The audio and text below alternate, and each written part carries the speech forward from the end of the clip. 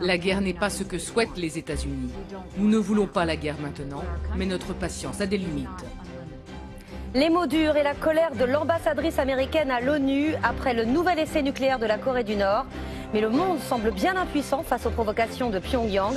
De nouvelles sanctions vont être adoptées. Étienne Lénart nous expliquera pourquoi elles ne marchent pas.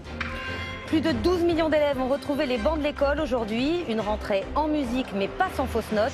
La suppression des emplois aidés a provoqué la colère dans certains établissements qui ne peuvent plus s'en passer. Les syndicats ne l'avaient pas vu venir. La rupture conventionnelle collective, prévue par la réforme du Code du travail, elle permet une rupture à l'amiable entre patrons et salariés. Quels avantages et quelles craintes? Nous vous le dirons dans ce journal. Air France dans des mains étrangères. Deux concurrents chinois et américains se partagent désormais 20% de la compagnie aérienne française. Nous verrons l'intérêt et le risque éventuel de l'opération. Un homme mis en examen et écroué dans l'affaire de la disparition de Maëlys. Il a reconnu qu'elle était entrée dans sa voiture, mais il nie l'avoir enlevée. 0 pointé ou 10 sur 10. Aujourd'hui, vous pouvez noter un taxi, un restaurant, un hôtel, une livraison. Jusqu'où irons-nous dans cette évaluation permanente? Demain, tous notés. Ce sera l'enquête de la fin de ce journal.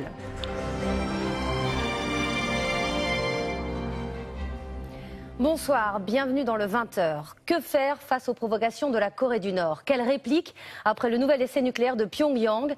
La Corée du Sud manœuvre, les États-Unis menacent et l'ONU sanctionne.